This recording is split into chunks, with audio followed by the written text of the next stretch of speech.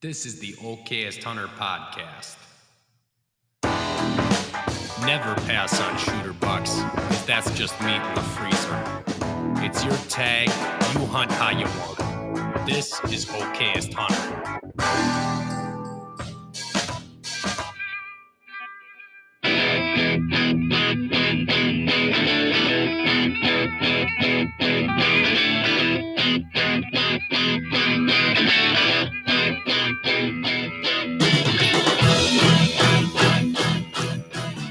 Hey, what's up, everybody? Welcome to the Okayest Hunter podcast, coming at you from the Okayest Hunter podcast studio here in Oconomowoc, Wisconsin.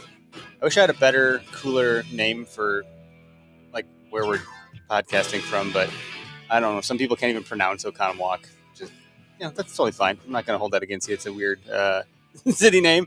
But hey, Greg's in the woods. He's hunting. Derek's in the woods. He's hunting. They're hunting together but apart, and they're down in Illinois trying to make it happen. I haven't gotten any messages yet. I got my phone here just in case, but so far, other than seeing some deer here and there, no kill shots yet or anything that I've heard about. So we'll see. I'm sure those guys have lots of stories that they'll be sharing when we roll into the next couple of weeks here. But I've been out a bunch, and I have stories too. So anyway, shout out to Backwoods Grind Coffee. If you haven't heard of them, get some. I got coffee here. I'm drinking it up because, well, I'll be up late tonight doing the show. And then Spartan Forge is our presenting sponsor. Head on over to spartanforge.ai and use code OHP for 25% off. Also, OHP for Backwoods for 10% off. And Spartan Forge they're just in development mode. They are taking all of the activity from their beta testers and like revving, which means like they're revising the app to do more better stuff. Based on users. So right now the application, at least for where I'm at in Wisconsin, says that this Thursday and Friday are going to be fantastic days to be out. And this is real data, not some arbitrary made up wherever it's coming from. Real data and AI based on tracking collar information built over 8 years. So good stuff. And then friends of the show, I've been using the Latitude method saddle now. I haven't talked about it too much preseason because I wasn't using it yet, but now I've hunted out of it, I think 3 times. And my dad was asking me about it. Hey, how do you like the saddle? How's that going? I'm getting quicker up the tree with it compared to even like just 2 times ago. I feel safe in it, and I have some reasons I would talk about for that. But moreover, it is comfortable. The 2-piece system that I'm using, the Method 2, it's just great. Like, if it were a single piece unit, I would be uncomfortable because I am until I get that thing adjusted. So once I get that thing adjusted, I start to get real cozy in that tree, and I can, handle a lot of different, leaning poses or sitting or what have you. So anyway, I'll get off of my whole sponsorship call out stuff. We do have a guest with us today. We have with us on the show, Noah, Gould. Did I do it right, Noah? Yeah, you did. Yes. I did. All right, rock on. I've messed up a lot of names over the years, so I was like, oh no, moment of truth. Well, welcome to the show. Noah is from Green Bay, Wisconsin, and today we're talking about your transition from a primarily private land hunter to doing more public land hunting and some of the reasons behind that and what that journey's been like so far. We'll encourage any call participation from the audience. The number's on the screen, or it will be. I'll put it up there. To kind of add value where they see fit if necessary, or questions and things like that. But I think you've been a listener to the show for at least a little while, and that's how we got in touch. You're a listener, and you're like, hey, I want to be on the show. Let's talk about this stuff. Yeah. Here we are. Yep. So welcome to the show, man. Anything in particular you want to tell the audience about yourself or where you've been hunting and what it was like growing up on private? Okay, yeah. So I grew up hunting just north of Green Bay, about an hour, so Marinette County, and it's definitely gotten a lot better from when I was a kid. Like, it used to be like shoot anything that moves type deal. So a lot of like the gun hunting style. And I really got into bow hunting when I was probably 13, and just did it a lot on the farm. It is a bigger piece though. It's like 500 acres. So for up there, that's a pretty big chunk. And I guess I just kind of fell in love with hunting at a young age, and it was more the gun hunting at first, but now it's all bow hunting. So you started with gun and now you're only doing gun Yeah. or bow? Well, it depends on the scenario. If I don't have a buck down by gun season with the bow, I usually will pick up the gun. But sometimes I will bring that bow out there with me in gun season too. Are you bringing Um, both or just one? both. Like Yeah, literally on a sit, you're bringing both weapons? yeah. But like, it's kind of not a good idea because it can like mess you up if one's at like 30 yards and you're like, what one am I going to use? I'd be like, well, it depends how big it is because I Yeah, don't wanna mess this up. I go for yeah, yeah. that. Yeah. More You often can than be a not, I hero and grab the gun shoot. though. Yeah, you don't got to be a hero and shoot a buck with a bow on a gun opener. Yeah. God knows if he But misses, he's gonna shoot it. yeah. But yeah, so I started doing that, and then once I turned about 16, I started watching Midwest Whitetail. So I think when I was 16, I think like Jake and Zach Fehrenbaugh, and then like Aaron Warbritton were all on that show at the time, hunting public land. So I kind of saw some of the bigger bucks that they were getting on, and I was just like, I think I can do that. So I bought like a climber, and I would go into public land and sit and see nothing, and I'm like, what the heck am I doing wrong here? So I saw more hunters than deer that first year of hunting public land probably. And I was still hunting private, and I still do for the most part. But every year I go out for at least a week or two out to Eau Claire and do some public land hunting over there. So Eau But Claire and you're obviously hunting kind of in your area, Green Bay, um, generally, right? yeah, yeah. So I've got access to a couple properties. One's in Oconto County, Marinette County. I do some public land hunting where I go to school, which is near Oshkosh right now. And so that's I do like mostly Green Lake County for public land around here, and then Dunn County and Eau Claire County and Clark County when I go hunt public land out west. So you're, I guess, what is it? What has the learning curve been like when you got on that first piece of property? You're like, or, that first season, like, man, I'm not seeing anything like these guys, or what the hell am I doing wrong? Like, what did you start to do then? And before you answer, like, have you had an increased measure of success since those years? Yeah. Every time I go out there now on public land, I don't like beat around the bush. I try to go in and I think that I'm gonna kill like a big buck every time I go in. I mean, that's the goal that I have, or at least seeing one. I don't want to like sit on the sideline, so to speak, and just kind of watch what's going on. But I like to be in the game, in the action. So when I first started hunting, I was kind of picking pieces that were like easy to access, and I was only going in like 300, 400 yards and hunting like obvious like spots that most people would be in. And looking at a lot of the properties I hunt now, it's like a lot of water access with kayaks. I think that's probably one of the biggest things that allows me to go after like nicer deer for sure. And then overlooked pieces, like two of the pieces that I've hunted in the past 2 years where I've seen some nice deer, 4.5+ year old deer. They were only like 10 acres or less in size, like the woodlot at least. Mm-hmm. Um, and that is MFL, those two pieces. For those But that don't yeah, know, I mean, that stands for managed forest law. Deal yeah, with managed forest law. we have managed forest law, and then VPA, which is voluntary public access. There's also conservancy properties that you might be able to draw on. So there's a couple different types of public land that you might be getting Yeah, on. and then MSL like requires that you get forest. permission from the landowner, but then they kind of have to grant it to you more or less. The reason it's called managed forest law is they're getting a tax break by allowing recreation and or hunting on that property. That was a big issue a number of years ago because some landowners were landlocking that and surrounding that parcel by private. So then you couldn't get to it without trespassing. So it was like self-defeating. So the DNR kind of said, no, you have to have an easement to this property. You can't just get the tax incentive without allowing people to access it.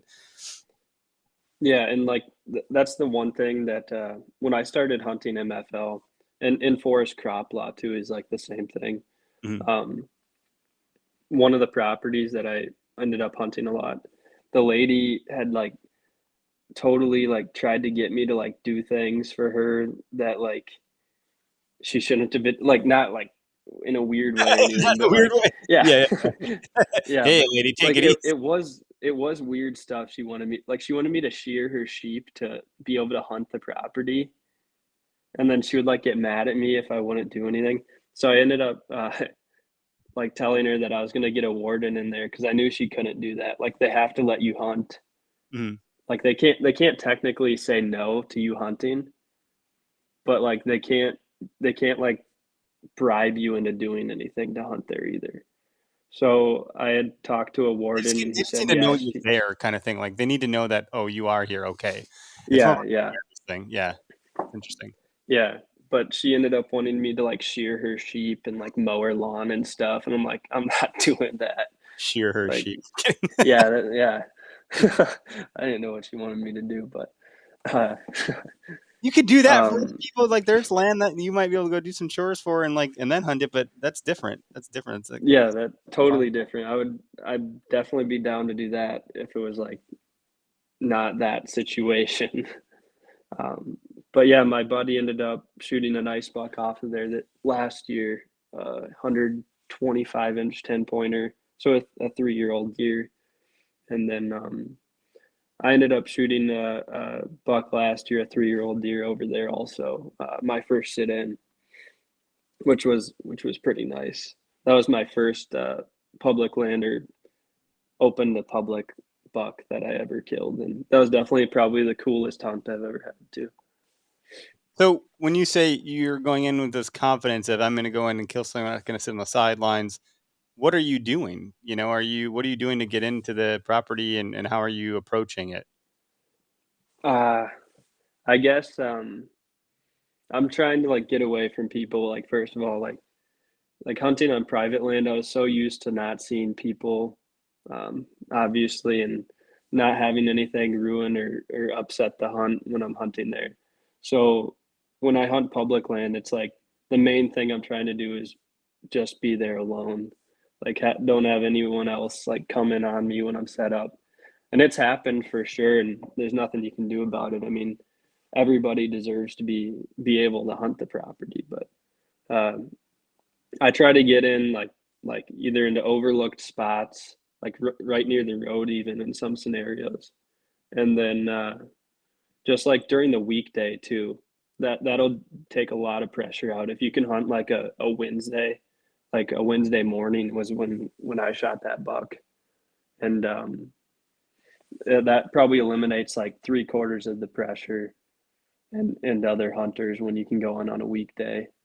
Yeah, that's a big one that people don't consider. Like, oh, what's your tactic or what's your approach to getting in the property? It's like, well, probably not different than any other person. Like Dan Infalt just did a video on this or a post or something recently where he talked about, look, yes, he's a badass. Everyone knows he's a badass. He does weird shit, Yeah, like crossing swamps in his underwear or whatever, and yada yada. I mean, he kills big deer and he has for a long time. But he said more people have more knowledge and access that knowledge, and more people are hungry for it and eager, and they've learned all these things. So now, like getting far back in there isn't it's not just me anymore, it's everybody.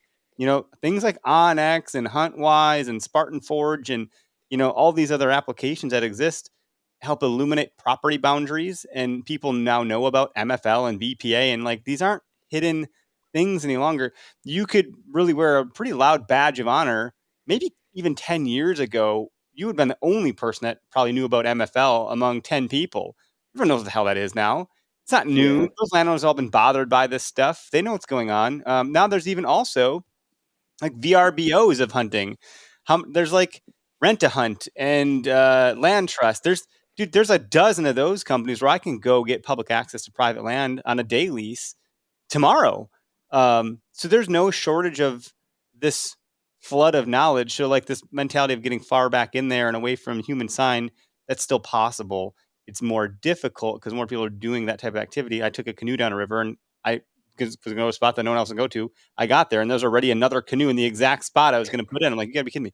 So like someone else looked at a map and hit the same assumptions that I had. It's not that uncommon, but if I would have went on a Wednesday, I would have been the only canoe there. So the Yeah, timing yeah, perspective, I think, is honestly a really, really big piece. And that's been something that I took advantage of with my PTO. Like I'm taking Mondays off instead of Fridays. Like yeah. who the hell's taking a Monday off? I don't know. Most people are taking Friday off for some reason. And Monday, it's like, oh no, I'm 3-day weekend on the back side of it because I'm going to extend my hunt into that day when everyone else is working. Yeah, I think that's like one of the biggest things is like hunting when nobody else is hunting or a lot of people are working. Um, but not everybody can do that. I mean, we got to work and make a living somehow. But yeah, definitely over the past 2 years, I've seen like a huge increase in the amount of pressure on those MFL pieces that I hunt. And my buddy Carl, he's hunting tonight actually. And last week they were hunting over there, and there was 9 cars on the parking lot of one of the pieces that they went in on.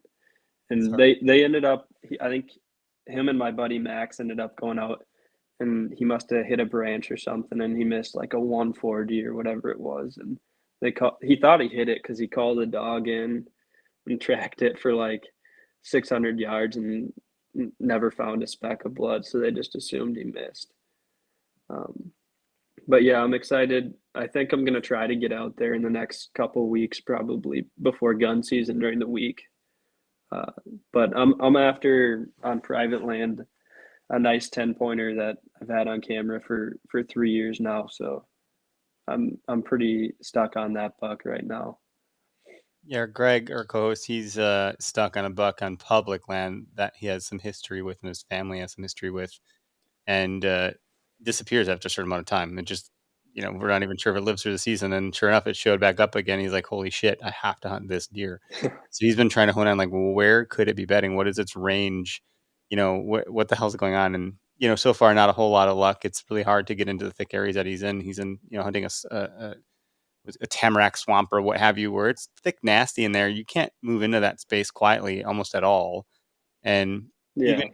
even, then it really is a game. You talk about a game of inches, like unless that deer moves through like right in front of you, you're not going to get it. There's too much crap in the way. So you got to really, I don't know that this time of year, I feel like it would be more challenging to hunt a deer like that. And maybe he'll like call in and tell me to shut my mouth, but that's the kind of deer I think, if you're in that area, you're going to want a pattern early season with trail cameras, which I think he's been doing, and getting ones down that pattern. Now, bucks are doing all sorts of weird buck things that they normally probably would never do. They're making some pretty terrible choices. So, yeah, Oak Tree Dreams says, that's how I feel. The amount of people who get permission to hunt the farmer's land that butt up to ours, but they feel the pressure to move on ours because we can't get out as much. Yeah, that's interesting. Yeah, there's no shortage of people getting interested in this stuff, which I think is overall really good for hunting because the more people that are interested, the less likely hunting is to go away. And if certain people have their agenda, it would go away. So it's never a complaint of mine running into other people or them running into me. That's just part of the process of hunting public. It sucks when it happens, but you can't be mad at the other hunter. They're just trying to do what you're doing. It's like we're literally doing the same activity. We have a common interest. We're both out here. I should, by default, like you more than 99% of other people that I can't stand in the world. Like, if I saw you at a party, I would talk to you wearing a camouflage hat and we would talk about hunting. It'd be great. But for some reason, if I bump you in the woods, we're enemies. That's a really weird way of thinking, I believe. And to your point about the 9 cars in the parking lot. So the spot that I've been hunting, I've run into other hunters almost every hunt so far, even on the weekdays, which is interesting. Go tell me more people are taking that approach also. But I've been talking to them, and most of them have been pretty forthcoming about where they're at and what they're seeing. Which in past years, it's been a little bit more guarded, close to this, because you don't want someone to go kill that buck. People are really invested in their spot. If you look at someone and they look like this dude had pretty good camo. He had a hang-on setup. He had, a saddle and climbing sticks, and he DIY'd his own aiders on there. I'm like, this guy's taking his hunting pretty seriously from what I gathered just by looking at him. He has no interest in going to hunt where the hell I am. he's got enough intel Yeah. and belief in where he's at that he's not going to pick up and go to here because I said there's a big buck there. Like most decent hunters aren't going to go chase down your spot. And so once we recognize that among each other, we're sharing trail cam picks of the same property, comparing different bucks that I hadn't seen his, he hadn't seen mine. So we're like, oh, there's more bucks here that we didn't realize. This is great. And by the way, I don't want to go over by you at all. Like I have no interest in going where you're hunting because that's clearly an area that you're dealing with that I'm not going to encroach on. And I don't want you to come at me. So I'm going to tell you where I'm going so you can stay away. What a concept, you know? And then another guy in the parking lot, same. He's like, man, I wish they had like a whiteboard or like some laminate over something with markers that show where the hell you are. Because when you get here and you see 3 other trucks, it'd be great to not go where those people are. I don't want to ruin your hunt just as much as I don't want you to ruin mine. You know, so it's just, Yeah. it seems like more folks, at least this season so far, out of the 3 dudes I've run into, have been more forthcoming about that kind of stuff, which is more helpful for everybody then. But Yeah, but I've there's seen guys that same some thing. bad actors that'll come in and burn you out and like, you know, whatever. Someone stole my freaking boots off that property that I, you know, stupidly forgot there. Best okayest hunter moment of the season so far. I fucking lost my pair of boots. Changed out my truck, put my Crocs on, left my boots on the property, drove off, didn't realize it the next day, went to go back to look for them and they were gone. I'm like, come on, who steals a pair of boots? They should just left them there. I would have got them. Yeah, I did the same thing. I shot out like it was like a 160, 165 inch over on public land over there. And it was like the weirdest thing ever. Me and my buddy we got super late going into this piece and we ended up sitting back to back on the ground near like a tree. And it was our first time ever on this piece too. And I ended up shooting it was like a legit 160, 165 in the shoulder, and I thought it was a good shot. It was like a 40-yard shot, and it was like 1 inch off from being a hard shot. It was that one hurt pretty bad, and he ended up shooting an 8-pointer about 5 seconds later, at like 5 yards and rolled right at our feet, got up, ran, and died behind us. And then I ended up getting another shot at that 160 while he was while he was running at like 5 yards and missed.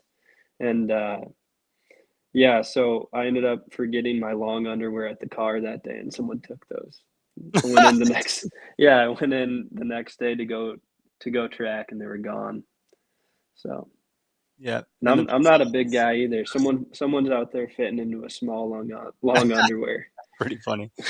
Yeah, like who wears a size 12? Probably most people actually. I don't think it's a common size. It's never the size I can find when I like something, so that sucks. But I don't know. I wouldn't have stole someone's boots. It's just weird. And it's a conservancy property, so it's like it's a small pool of people going there. So if I can see someone wearing my boots, I'm like, hey, dickbag, those are mine. What are you doing? Come on. Yeah, he probably will never go there again.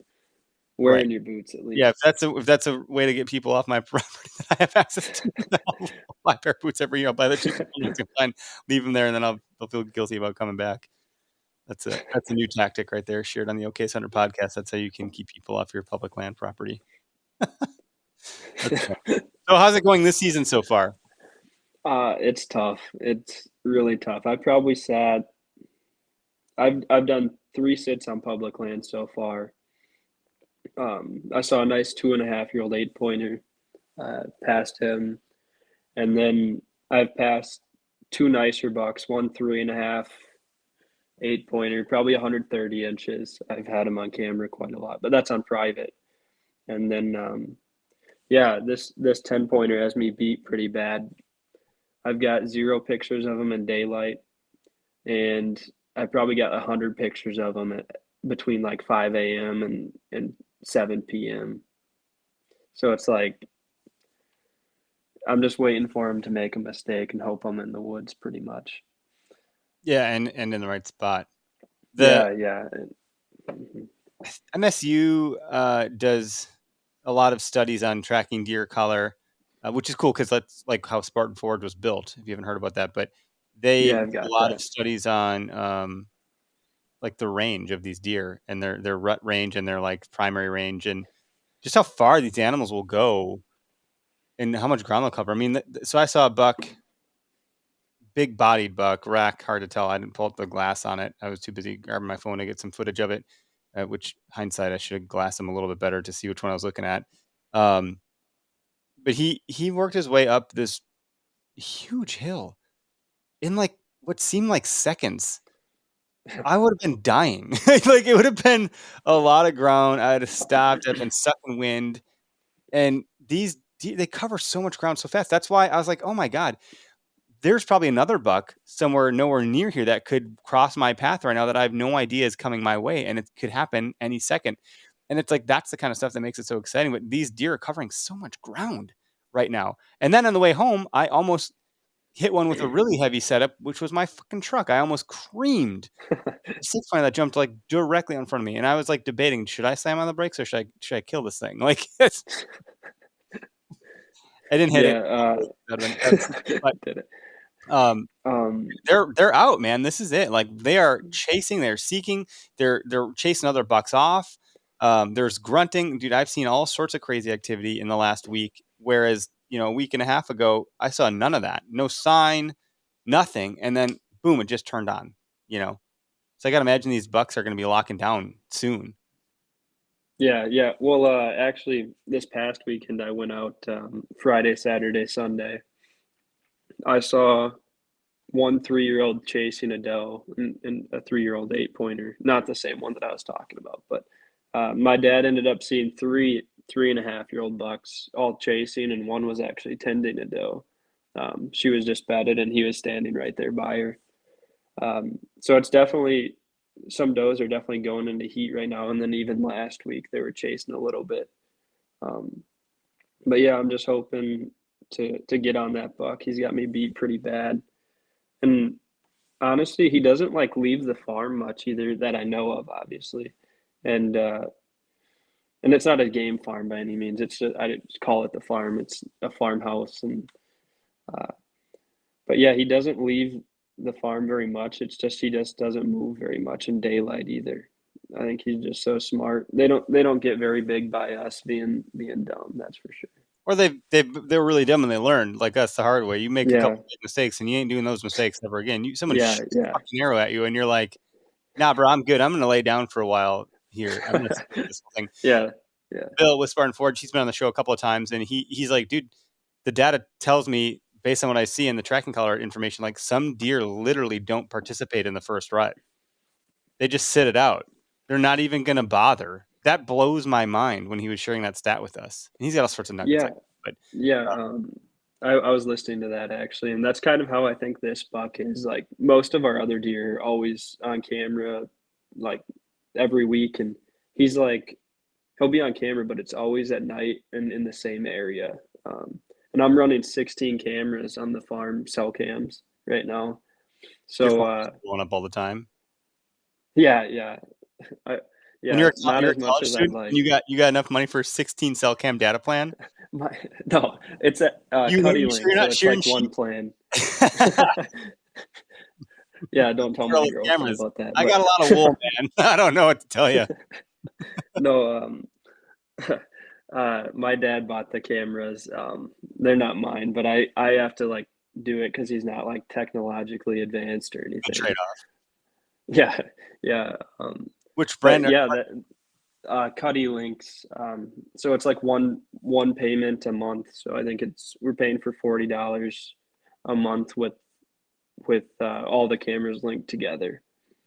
Cool. It's pretty nice, but like the distance between the cameras is like 250 to 300 yards max, which kind of sucks. Actually be like you kind of have to create a mesh network or something, huh? Yeah. That's how it works. Is it's just a chain, and if one camera dies, like that's needed to get to the next one, then you won't receive any of the photos from the end of the chain. Lights. You got to like find the one bulb that's like not working. Yeah, it doesn't work. They're kind of a pain in the butt. If one's not working, you have to find which one isn't working, and in that aspect. But it's nice that you're not paying for 16 different plans each month. Sure. Interesting. That's kind of cool though. I mean, that's a good trade-off, right? I suppose you're saving money to literally daisy chain it together. I'm running one cell cam, and I had one buck show up on it so far out of no other deer, just one buck, one really good buck. Yeah. For me, I would be very happy with that buck. And I was like, holy shit. And then that was literally the day after that, I went and hunted, and or 2 days after that. And that's when all that action popped off. So like, it was like, boom, buck on cam during daylight, and then bucks chasing all over the freaking place. And it's just been Yeah. gangbusters out there ever since. So I'm like, fuck, man, I need to be out every day I can. So I got off this week. At the end of the week, we'll see what happens. Yeah. It's I've fun. got It's very off exciting. Thursday through next Wednesday. I took off school. Yeah, this is like the rut. I imagine most Yeah. serious bow hunting whitetail hunters are off for this duration of time. The first couple weeks in November, it's like, here we are. Yeah. Yeah. It's Hopefully, exciting. if you can get off. Right. This is the best. I don't know why, but I think like November 7th and 8th are always like the best 2 days that I ever see action. Yeah. Um, on private land. On public, I would actually say like the 12th and 13th and 14th, like when most people aren't actually hunting the rut. Most people take their vacation off like this week, and then they're burnt out to go out and hunt like the 12th and 13th and 14th. Um, I shot my buck last year on the 12th, and nobody else was in the woods at that time. My dad's got most of his year the second week in November, so he'd probably agree with you on that. The Yeah, only year I ever got with my bow, the only buck was November 4th, and he was just moseying about his business. I don't think he was doing much. I think it was like from bed to food. He was, I think, freshening up some rubs and some scrapes, minding his business, walking about, and then boom, I got him. So like, he wasn't running through the area, grunting at anything. There weren't any hot does. It was just, yeah, shit, here he comes. Here we go. Boom, done. Like, it wasn't. It was exciting because it happened kind of fast as far as like how fast he covered the ground to get over to me, but it wasn't like what I've been seeing in the last couple of days. yeah. I guess, did you want me to talk about like the learning curve I had? I guess Yeah, that'd be as great. to like, I guess hunting like hill country versus like the eastern part of the state is like two different like things. But I'd prefer actually hunting hill country. I think it's easier. Um, In what way? I mean, and physically, it's a challenge, but what yeah, makes it easier in your I opinion? think it's easier come rut to see more bucks that are of like a nicer caliber, just because you can see a lot further for the most part through that open timber, through the oaks, and then if you can find like a pinch point, which are fairly easy to find. I know Dan Infalt talks about like the leeward side of ridges, which is like a big part of finding how those deer move. So I'm always hunting the leeward side of ridges, which is the opposite of where the wind's coming from. So Yeah, if throw them it's over a their back, west so to wind, speak. Yep. if it's a west wind, you're hunting the east side, or if it's a north to south ridge, you're going to be hunting the east side of that ridge on a west wind, and I think that ups your chances by like 50% just by doing that. And a lot of people don't do that actually. From what I've seen is they'll just go sit like a saddle or a point on the ridge that's not good, because a lot of those deer they'll come around those ridges and smell you before you ever even see them. So you're missing out on a lot. So you're And if hunting the you can same get side they're betting on.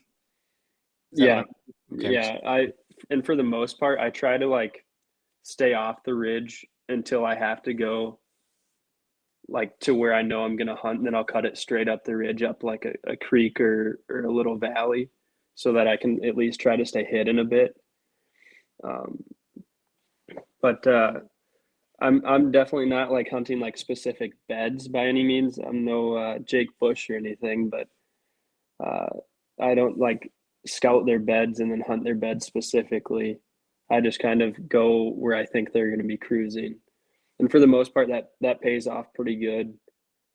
I at least see a couple really nice bucks every year have opportunities at them. Have you ever hunted over there? Yeah, so we hunt southwest Wisconsin for Oh, gun. Grant County, you said. Yep, Grant County, and we've been doing that for, I think this will be our 11th or 12th year. I'm fuzzy on time, but quite a while. I mean, I grew up hunting the Nicolet National Forest and lack of deer up there overall. So we tried some other stuff out. I ended up over there, and first of all, it's beautiful. to have Yeah. that. With a rifle, it's great because you have a lot of visibility and range.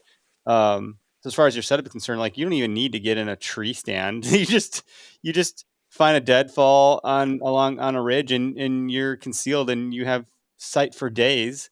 I could shoot 100 yards through hardwoods down a ravine, or even farther. My buddy took almost like a 300-yard shot from one ridge over to like two other ridges away, and, and he's capable of it. He's a Marine, and he's a fucking Yeah.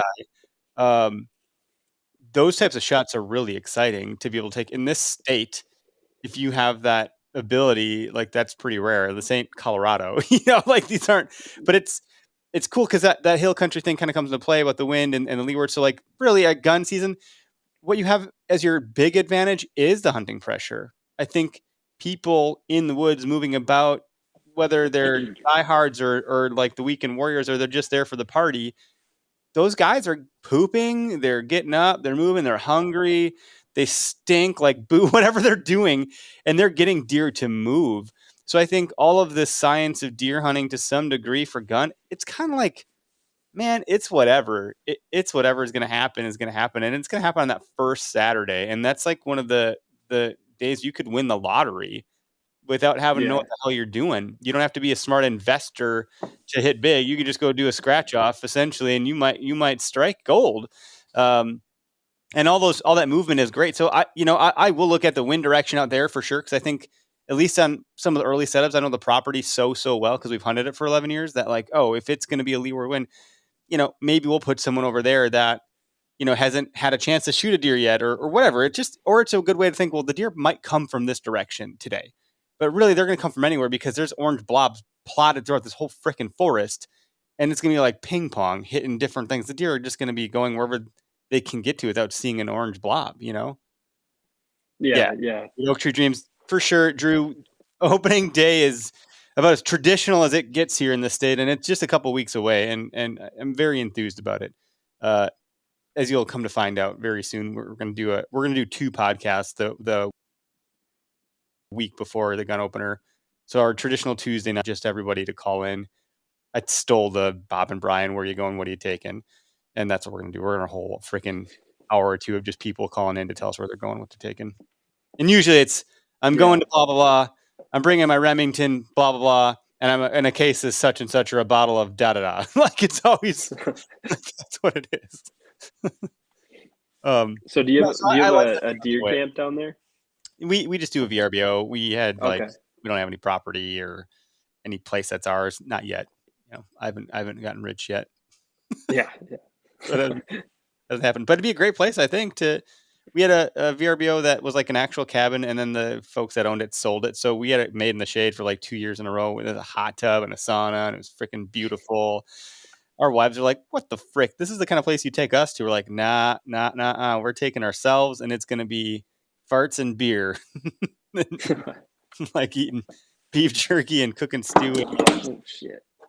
Yeah, So, my aunt actually comes to gun season, but she's like the camp cook is what we call her. She just cooks food, makes desserts for us. oh my God. So that's pretty She's an awesome. angel. Yeah. She's And got then she has to deal with us too. So yeah. Holy crap. Best of both worlds. That's great. I don't know what I'm gonna do if I had to tell my wife I had another taxidermy bill. But I'm hoping I can tell my wife I have a taxidermy bill, but we'll see. And quite honestly, everyone knows I'm not a trophy hunter. I have no trophies to speak of. I have like one deer on the wall, and that's it. And otherwise, I got a couple small antlers hanging around here with huge stories behind them, which is the real trophy for me.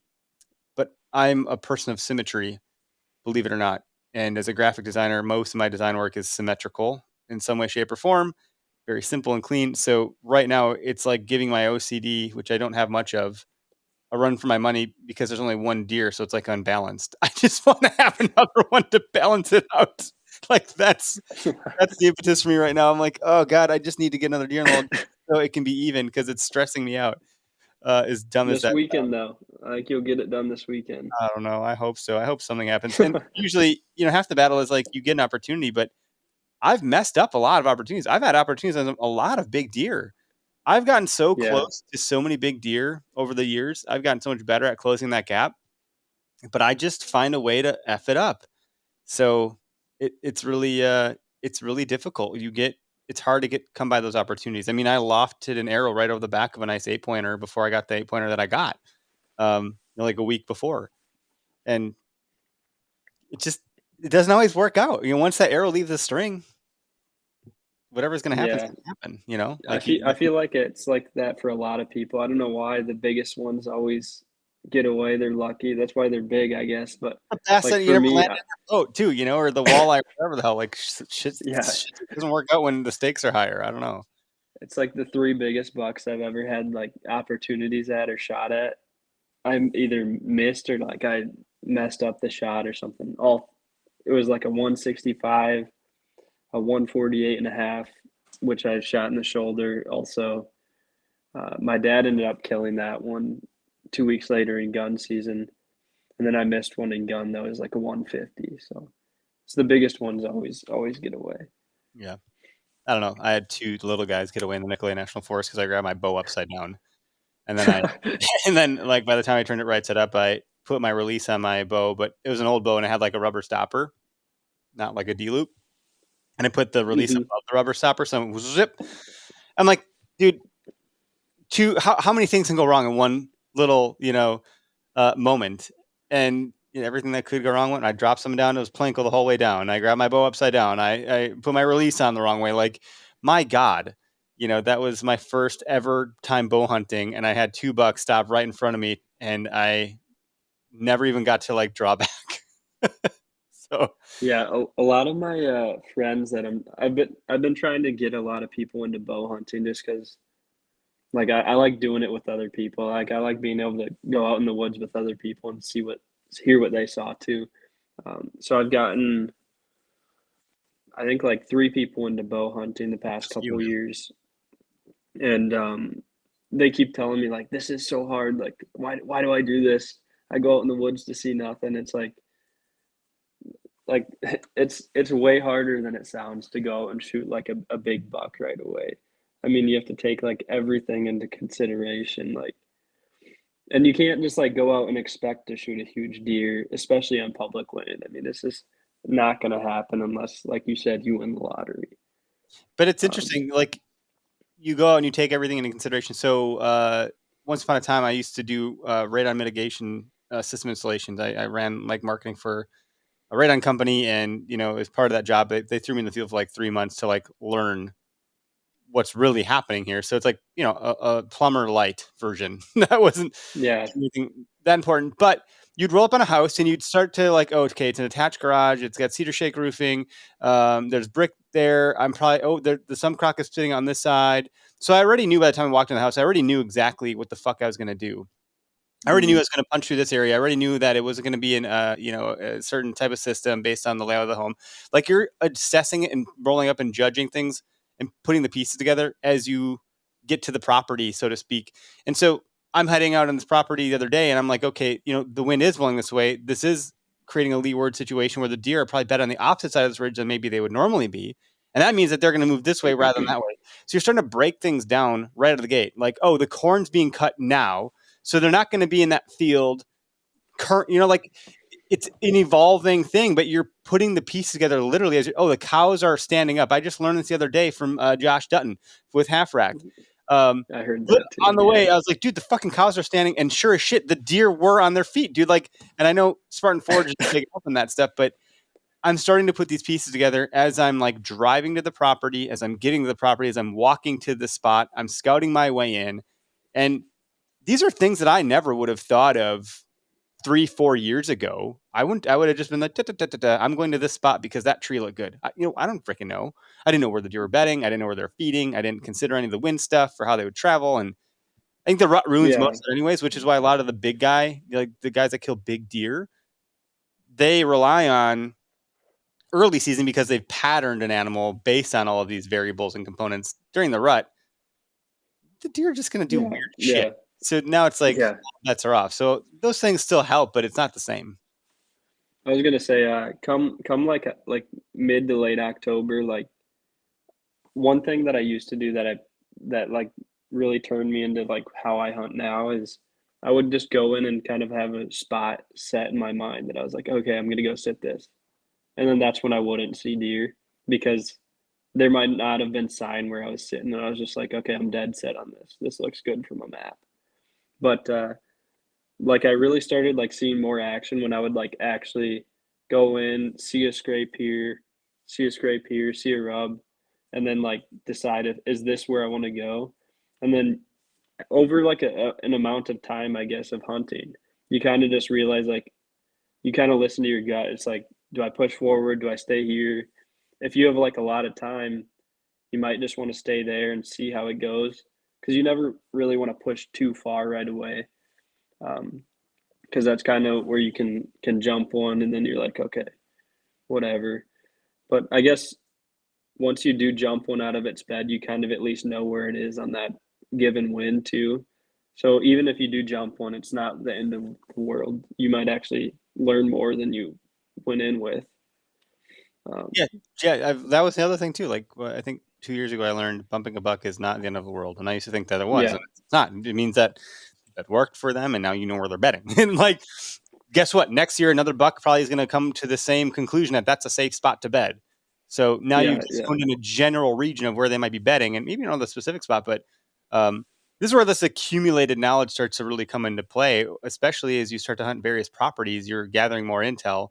So now I have like a number of properties that I'll look at based on wind direction, and I won't sit certain properties versus before. I would just go to that property because that's the property that I felt comfortable going to, and I didn't know any better one way or the other. So it is a learning experience. Hunting public land, I think, is fun. I've only hunted private land like a handful of times. I never had any luck on private land. So it's fine. I just public land's all I know. It's all I really ever have been doing. It was something I've done way before it was ever like considered to be this challenging endeavor. It was just well, Hmm. we didn't have private land, and I was like, oh, wow, I wish we had private land. All the deer know the boundaries, and that's where they are, like because they feel safe there. Deer don't freaking know. They don't know. Area I'm hunting right So now, they're when running you, off private and hunting, and they're running onto public. They don't freaking know what they're doing. yeah, when you hunted like a private, did you hunt it the same way you would like public ground? Oh, dude, I just would like my uncle has some private that I got to hunt like honestly less than a handful of times, and he had like preset stands, and he's like, if you sit in Okay. the stand, they're probably gonna come from this direction, and that was about it. Like I didn't know. I was like, oh, if I see deer, I'll be excited. Yeah, because I hunt private ground like totally different than I would public. I would say like when I hunt private ground, it's like way more.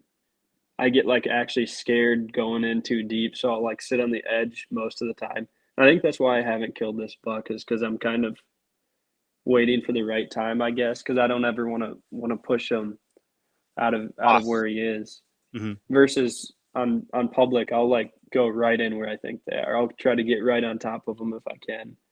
And then worst case is I jump one, I know where he is. I'll go somewhere else the next day, then come back in a week or two and hunt that buck again. Yep. Um, But the problem with public is you don't know if someone else did the same thing, and so yeah, yeah, the part that I think is so challenging about deer hunting as a whole is you could be making the right moves and you might just be off by a little tiny bit, but you would never know it. There's no validation. And the validation you do get, then you try to analyze that just as much as you do the hunts that didn't go well. Because you're like, well, yeah, why did he come this way? Like, why did I have success? What was going on there? I'm always trying to validate the choices that I'm making. And sometimes it's not even possible because you don't have any good intel to go off of.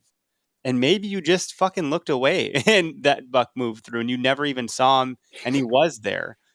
You know how many, and that's true when there's snow on the ground. You're like, there's tracks right here. They weren't there on the way in. Like he snuck through here, you know, because they're ghosts. They're silent ghosts. And these windy days that we've been having here, I think they're fantastic days because you get some sound cover and some grace. Um, but so do they. And then now you yeah, have to yeah. like have your head on a swivel. So all the So advantages that you're getting, they're getting too. So it's interesting, man. Like it. That's just what makes it so fun is this perpetual challenge of chess. It's a never-ending chess game that you can never be perfect at because your opponent is ever evolving and the variables that go into the board are ever evolving. It's just a blast. This is such a good time of the year. Like soak it up, guys. This is it. Like we live for this shit. It is here. Enjoy it. even if you're having a grueling, frustrating, tumultuous season, it's still worth appreciating that we're out there. Yeah, it's only a matter of time before the stars align for a lot of people. And like like I that. said, all my friends like they're like, why don't we ever like shoot anything? I'm like, dude, you guys see nice bucks every time you go out. It's like it's only a matter of time before it happens. I mean, it's bound to happen at some point. If you keep sticking to it, doing what you're doing, and you feel confident in what you're doing, then it's only a matter of time. It might not be this year, it could be next year, but you can't just not feel confident in what you're doing for the most If part. you're seeing them and you're on public land and you're away from other Yeah, hunters, you've yeah, you've done quite a bit. You should be very proud of that. I am. Anytime I'm on public land, I see deer and I see any like decent deer. I'm like, this is a win for me. Like this is a win. It just means that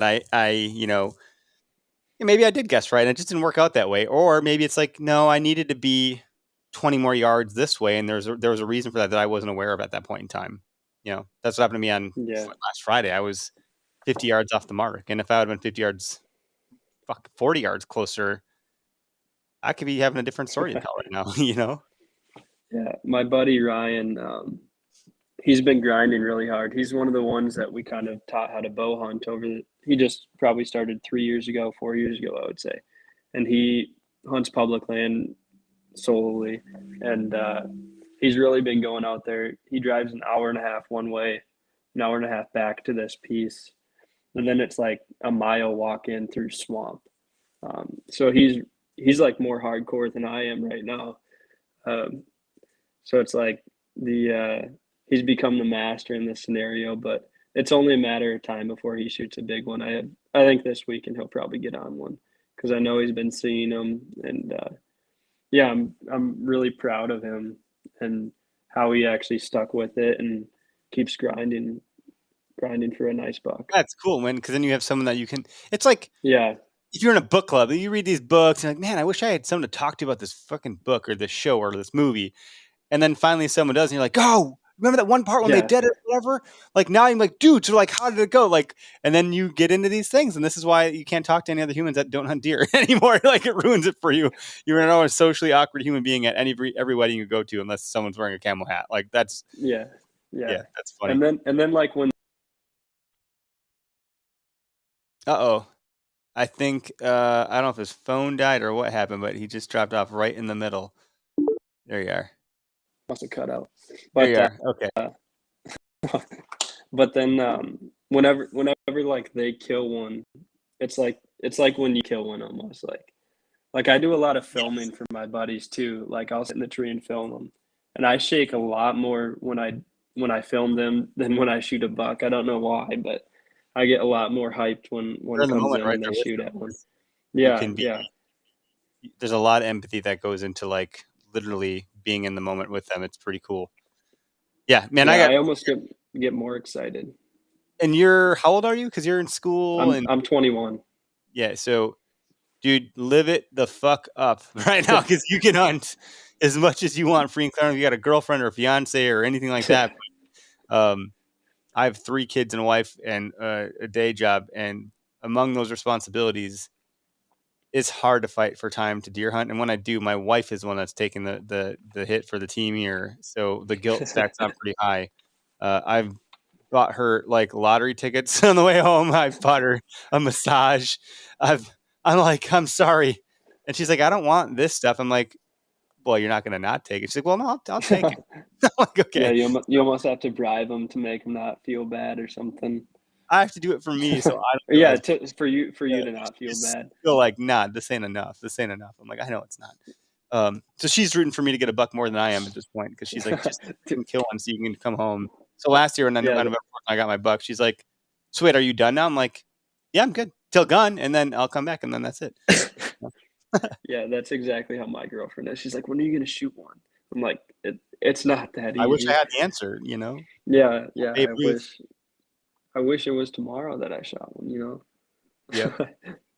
No, but anybody that's getting into hunting, you see the hunting public, you see the infalts, you see the juries, you see these all these, star-studded folks that have made it and gotten big deer, and people think like you said, oh, I'm gonna go out in the woods and I'm gonna make this happen and get a big deer.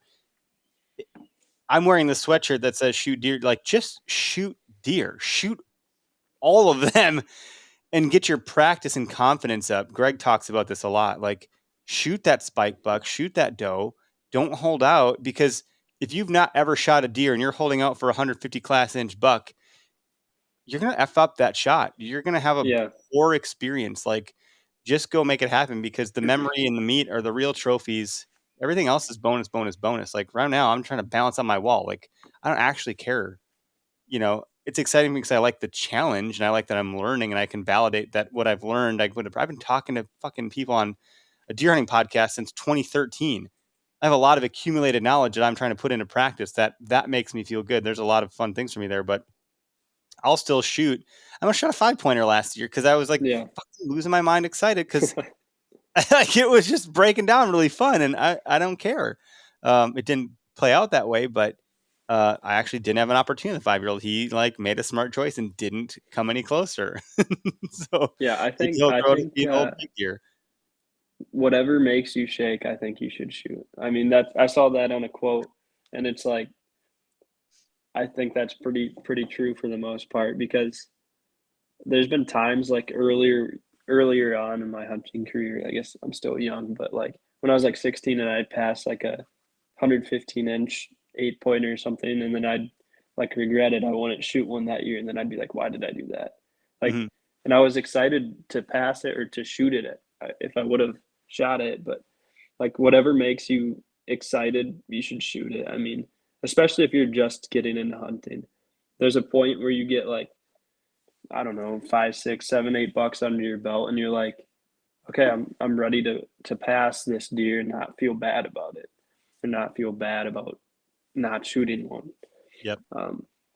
And I'm kind of like in that stage right now where I'm like regretting passing them, but also not regretting passing them. I got a buddy that comes with to gun season, and he's gotten 2 deer in his entire hunting career. And he's my age. He's 30. He's 36. I'm 35. And I tell you what, man, he shoots anything, and he looks like a 12-year-old on Christmas that just got a freaking Ferrari. Like, Yeah. he's so jacked. So, like, the fuck does he care if someone says, "Why'd you shoot that?" He's happy. He's happy, Yeah, and yeah. he eats all of the meat, all of it. He loves venison so much. Like, why the hell would someone piss on that? Like, so what? So Yeah, this yeah. 30-year-old dude shot a 4-pointer. The fuck do you care? It's his tag. Like, he had a lot of fun when he was excited. And so my buddy Jared down in Arkansas, who's been on the show several times, says, "Whatever gets your piss hot, man, shoot that thing." And Yeah, I totally agree with that. so but Um, everyone's got goals. Everyone's got a different journey. So it's always funny because with the OK's brand, people are like, "Oh, so are you against shooting big deer?" Hell no. It's your take. The yeah, trophy's in the eye shoot of the what you beholder, want. man. I don't give a fuck what you shoot, as long as that's what you want to shoot. Like, and then Yeah, don't that's like exactly how I am. don't say that crap like it wasn't the biggest buck, but don't say that. Stop it. Just, if you shot it, it was big enough.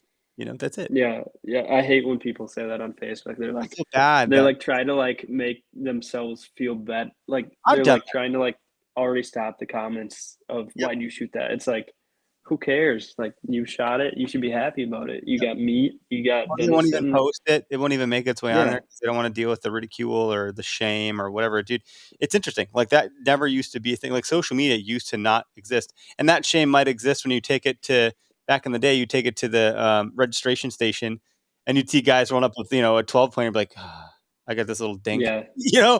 Like, that, it's the same stuff. And maybe people like would close their tailgate then rather than drive around with it open, because they don't be able Yeah. to see, the hoop's hanging out. It's a don't worry about it. It's Yeah, I've been taking my buddy out on my private land, trying to get him his first buck. He's been hunting for 10 years, since he was 10 years old, gun season, and then he probably started bow hunting when he was like 15, I would say. And he's never shot a buck. And he hunts only private land, does gun hunting in northern Wisconsin, which can be pretty tough for sure. But yeah, I've taken him out probably 8 or 9 sits on my property, and he like comes close every single time, and he's like, "This is just not for me. I don't want to bow hunt anymore." I'm like, "Dude, trust me, it's only a matter of time. It's not that easy. It took me like 4 years to shoot one with my bow before I did it." Yep. Um, Takes a lot of time for me. It took me a long time. I've heard people take like 12 years. It's like whatever. It's the experience. It's of being out there. And honestly, I like being out this time of year yeah, too. I've yeah, always said when you go out in the end of November, there might be snow on the ground, the leaves are all gone, you're bundled up, you feel like the Michelin man, you can't move your arms, you're like the kid on the Christmas story that falls over and can't get up. Bow hunting, I've always likened it to like being a ninja. I'm like, dude, this is great. I'm like a freaking ninja out here. I'm like light layers, I'm camouflage, I got my bow, I'm super stealthy. It's just different. It's different. yeah. I like when the leaves are changing too. That's like my favorite time. I could sit all day and not see a deer, and I'd be happy. I I mean, remember one year I was in the that's my stand and the favorite. leaves are just literally falling all around me. It was like snowing but leaves, and I was like, "This is freaking incredible, man! Like it's just cool." The only way it get better Yeah. if there's a big deer coming through or something like that. But moments like that are all good and dandy. I had a coyote almost step over me, opening gun last year. It's cool. Owls that come and swoop down and kill mice. Like just seeing that stuff is fun to witness. There's a lot of cool things you can see in the woods that have nothing to do with deer. I You know? saw on Instagram like you had a GoPro. Are you doing like some self filming now? Yeah, just with the GoPro on my phone. I'm not Okay. not I'm not actually trying hard. I'm just trying to get what I can. Yeah, that's tough. I do self filming. Every hunt, I try to bring my camera out unless it doesn't fit on the tree or something. Camera arm strap. Um, but yeah, that's another thing that actually helped me like start passing on like 2 and 3 year old deer was bringing the camera out and filming it. Like, because if I felt bad for passing it or something, I could always look at the video footage and be like, "Oh, that's a cool deer." Yeah, it's Um, always fun to watch them and see how they behave or what they do, and it's a learning experience. Anytime yeah. you guys on a deer in the field, you're like, okay, that's how they're going to move through here. Plus, it keeps me like not bored in the stand if I'll do like an interview or something. Mhm. Like like if I'm doing an all day sit, I'll do like a couple interviews and just anything to keep me like in the stand, I guess. Yeah, that's a good Um, way to look at it because you're still yeah, pulling the trigger. It's just different. yeah, yeah. So what's your Or okayest moment? eating. Yeah, that's the other one. I'll eat everything right away because I get bored in a second. But what's your okayest moment that you've had that you feel like talking about or recently? Okay, so just this past week, I was hunting and the property owner to the east of me started like cutting wood within like 100 yards of where I was. So like so close I could have heard him fart if he farted. But like he was that close. So he scared all the deer that were out in front of me away. And so I was like, okay, it was like an hour left of light, and I was like, I'll just get down. So I waited like 5 minutes, and I'm like, I'll get down. So I started climbing down the ladder, lowered my bow. I get halfway down the ladder, and I hear one running right at me from where he was. So I'm halfway down the ladder, and this buck comes literally right under the stand and looks up at me, and it blew and ran off. So that sucked. So then I was like, all right, I'll just sit now. So I crawled back up the stand, pulled my bow back up, and then I ended up seeing two more bucks after that had happened. So I kind of realized like it's definitely worth just sitting it out, even if something bad happens, if someone walks by or someone's cutting wood next to you, like the deer don't care that much sometimes, and you can kind of get away with it. And I Well, see, definitely wouldn't have. that's probably business as usual for them to some degree in that area. They probably just spooked him a little bit, and they're like, Yeah, "Brass," but it wasn't really threatening. yeah. That's good. And I've had the same scenario on public where someone has walked by and an hour later a deer will come by. It's like, How many times you get it on trail camera? You're like, that deer was there 10 minutes after I left. Like yeah, that's enough. And like we talked about in the beginning, these deer will travel quite a ways, especially this time of hmm, year. So like they yeah, are walking into some new territory that because they're chasing some scent or they're getting pushed out by some other buck or whatever's going on. So like it can all change. I feel like I'm gonna have a problem for the rest of the next couple of days because now that I've had eyes on big deer in the spot I'm hunting, I feel like I'm fixated on that right now, and that might ruin it for me because maybe they're not there anymore, and I don't even know it. But I think they are. I don't know. So and yeah, the sign's still fresh enough that it's going to be hard to discern any new additional sign or something. So it's who knows, who knows, man. It's just this is it. This is keeps me up at night. Actually, right now is just overthinking this stuff. yeah. But no, thanks for being on the show. We appreciate it. And you're doing self filming. Are you parking that anywhere like publicly on YouTube or Facebook or anything, or I just yourself? I do have a channel. I think I have one bow kill on video, but that was from like 2016. It's called Wisconsin Bow Hunters, or Wisco Bow Hunters, I think. And for the most part, I'm thinking about just creating one long video at the end of the year if I shoot one. Mhm. I've probably got like, because I take videos of all the deer I see every time, but I think I'm gonna do one longer, better edited video versus like one short 10-minute video of me shooting the deer. I'll Yeah. I'll show like all of my struggles throughout the year, all the times I've sat and didn't see anything, like, and then kind of show what can happen if you kind of stick it out. Hopefully, I guess. We'll see. Right. Right. Well, that's Yeah. cool.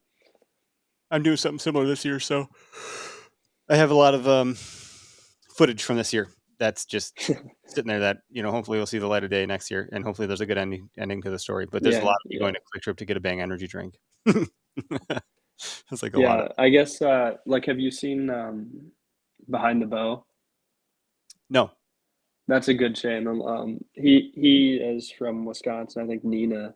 Uh, he posts like videos like that, but he'll do like all of his sits and then make one really good edited video. That's cool. He's had a couple really nice public land bucks. He just shot one this week over in Minnesota. It's like a 150 or something. Nice, man. That's great. Good for him. I'll have to check it out. Behind the Bow. Yeah, I was looking yeah, for. it's a really good channel. He's like semi popular on YouTube. I think he's got a couple thousand subscribers, and then his Instagram's pretty good too. I'll check it out. That'd be a fun one. I'm always looking for new stuff to watch because any chance I get right now, I'm throwing up Hunting Public on the TV, on YouTube. And Yeah, and he's like a video editor. I think he does it for a living, so his videos are like top-notch quality too. nice. That's great. That's fun stuff. I dabbled. I Yeah, got a degree in graphic design and web media, so once upon a time I was pretty good at this stuff, but I'm just not doing it, so it's not a yeah, skill exercised. And I got other priorities for kids. Like I don't care. yeah, yeah, She's different, but dude, thanks for hanging out with me on the podcast. It's good to meet you. yeah, for sure. Um, Yeah, it how was was nice meeting you too. Yeah, dude, and good information, good topic, well discussed. Be happy to have you back on and hear more about your season and stay in touch. Yeah, I'm for in sure. the live feed. So for those that tuned in, thanks so much. It looks like Oak Tree Dreams, huge participation there. Tune into the real podcast or like the published podcast, and it's in podcast land. I'll make a couple more announcements on the backside of this interview, but I think that's all I got for now. So stay here with me for a minute. We'll debrief and have a good night, everybody.